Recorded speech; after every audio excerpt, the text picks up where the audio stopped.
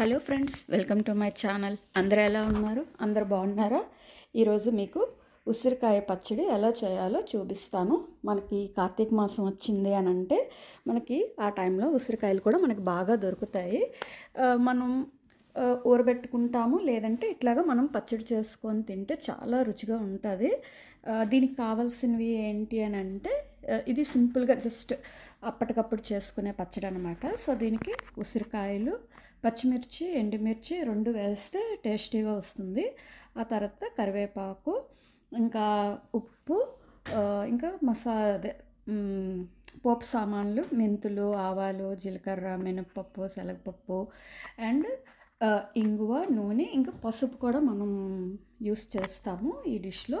First ఏంటి అని అంటే ఒక ప్యాన్ తీసుకొని అందులో కొంచెం ఆయిల్ వేసేసుకోవాలి. వేసేసుకొని అది కొంచెం మనకి వేడి అయిన తర్వాత మనం పచ్చిమిర్చి కట్ చేసి పెట్టుకొని ఎండుమిర్చి రెండు అందులో వేసేసి ఫ్రై చేసుకోవాలి. ఫస్ట్ అది కొంచెం ఫ్రై అయిన తర్వాత మనం బయటికి తీసేసుకొని ఒక కప్లో పెట్టేసుకోవాలి.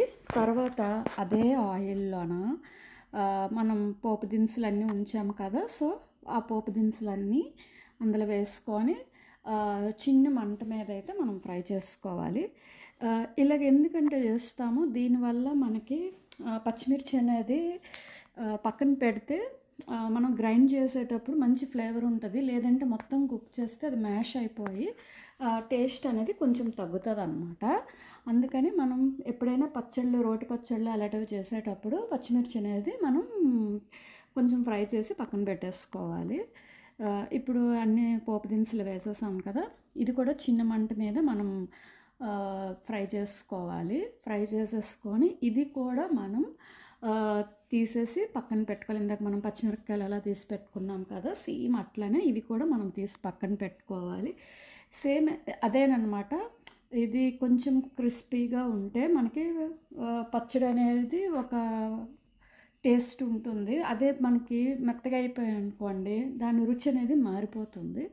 సో ఎప్పుడైనా రోటి పచ్చళ్ళు అలాంటివి చేసేటప్పుడు పచ్చిమిర్చిని ఇలా పోపు దినుసులు ఫ్రై చేసి మనం పక్కన పెట్టేసుకోవాలి.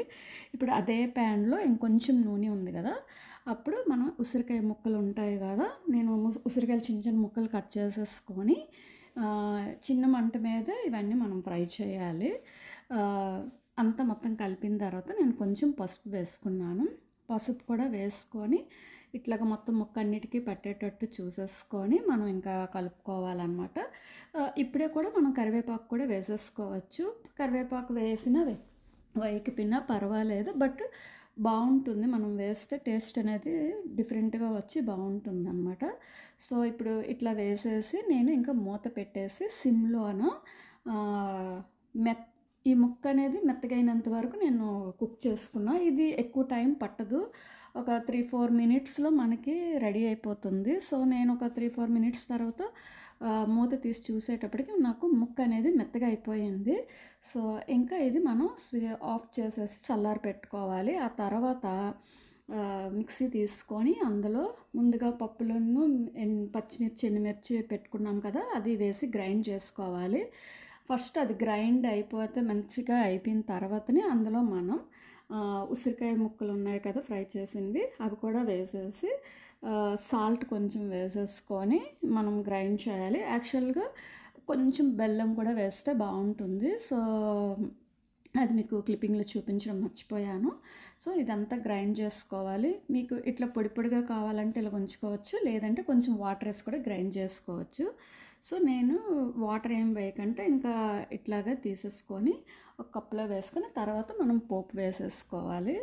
సో పోపు కూడా ఏంటి అని అంటే చిన్న ప్యాన్ పెట్టుకొని అందులో కొంచెం ఆయిల్ వేసి ఆవాలు, జీలకర్ర, ఎండుమిర్చి, కరివేపాకు, ఇంగువ అన్నీ వేసేసి పోపు వేసేసుకొని ఆ పోపు అంతా కలిపేసి ఇందులో మనం ఈ పచ్చడిలోనే పెట్టేసుకోవాలి. ఇది మనకి అన్నంకి చాలా బాగుంటుంది.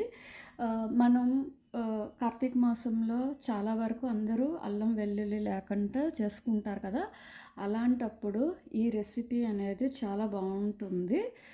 దీనికి మామూలుగా అయితే మనం వెల్లుల్లి యాడ్ చేయొచ్చు, బట్ ఇప్పుడు కార్తీక మాసం కాబట్టి మనం అల్లం వెల్లుల్లి ఏమి లేకుండా చేసుకున్నాము. సో ఈ రెసిపీ అయితే అన్నంలోనికి చాలా బాగుంటుంది. నేను రైస్లోన తీసుకున్నాను. సో ఈ డిష్ మీకు నచ్చింది అనుకుంటే, నచ్చినట్టయితే నా ఛానల్కి లైక్, షేర్ అండ్ సబ్స్క్రైబ్ చేయండి.